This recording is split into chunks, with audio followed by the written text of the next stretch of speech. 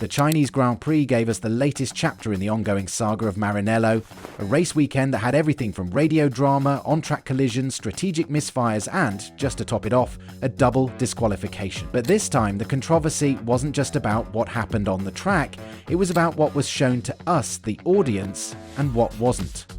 Let's start from the beginning. Lights out on Sunday, Ferrari teammates Charles Leclerc and Lewis Hamilton found themselves side by side on the third row of the grid. Right there, we had the makings of a spicy intra-team battle. These are two drivers with very different styles, very different mindsets, and very different points to prove. Leclerc, the Ferrari loyalist, looking to reassert himself as the team's number one, and Hamilton, the seven-time world champion, new to the red overalls, eager to make his mark in unfamiliar territory.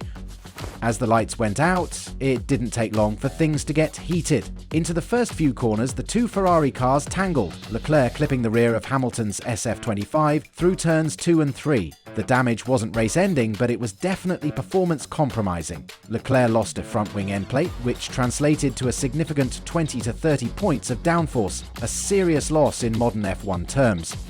And yet, the Monegasque kept his head down. No blame game, no tantrum. He simply called it a racing incident. It's not the first time, and it won't be the last, he said afterward, almost brushing it off like it was just another day at the office.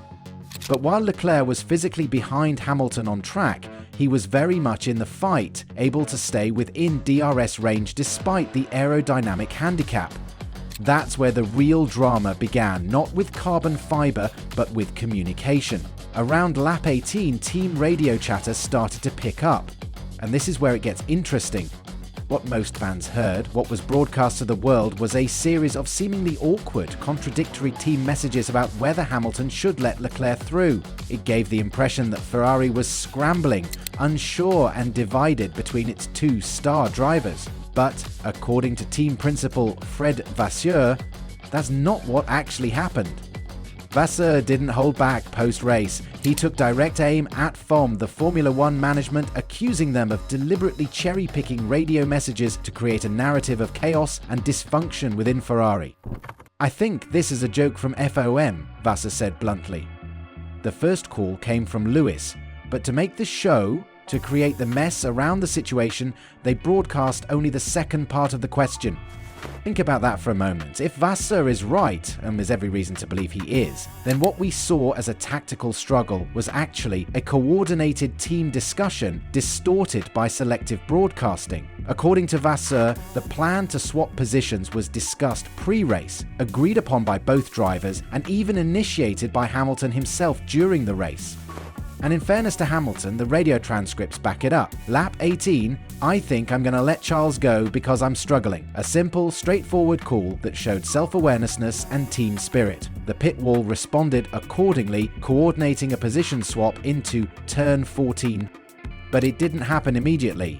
Hamilton hesitated. Lap 19, "I will when he's closer." Then lap 20, "If he can't get the cars ahead, he can let us out his way." Leclerc, meanwhile, could sense the delay and frustration began to bubble. "This is a shame. The pace is there," he said, perhaps questioning why a seemingly simple swap was turning into a slow negotiation. Eventually, the switch happened, but not as planned. Instead of turn 14, Hamilton let Leclerc through at turn 1 on the next lap. A delay of a few corners, but in Formula One, a few corners can mean a lot. Was Hamilton reluctant, or was he just trying to manage the situation in his own way?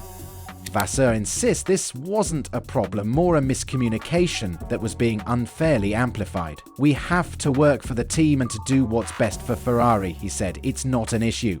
It was agreed between the cars and the drivers before the race."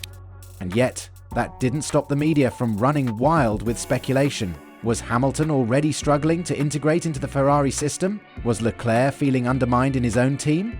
Was this the start of a classic Ferrari civil war?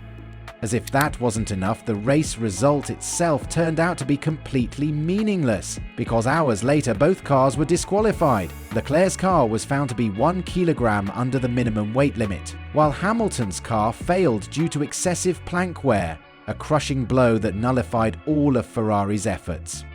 Ferrari left China not with a double points finish, but with 0. Just 17 points on the board after multiple races, 71 points behind McLaren in the Constructors' Championship, and a growing list of questions surrounding their competitiveness. Hamilton, in particular, had a roller coaster of a weekend. He dominated the sprint, taking pole and cruising to victory with ease. It was vintage Hamilton, controlled, clinical, untouchable. But that success didn't carry over to the main event. Between the sprint and qualifying, both Ferrari drivers made setup changes that in hindsight proved disastrous. "We tried something different," Hamilton said, trying to move forward and improve the car, but it made it worse, quite a bit worse. He later revealed that the changes were based on a direction Leclerc had tested earlier in the season, something Hamilton hadn't tried before. "I know not to do that again," he said with a chuckle, clearly disappointed but not bitter. Ferrari's official statement struck an unusual tone of contrition. "We misjudged on both cars, no excuses." Behind closed doors, Maranello reportedly erupted in forensic self-examination. Sources describe emergency meetings reviewing everything from weight distribution algorithms to skid block material specifications.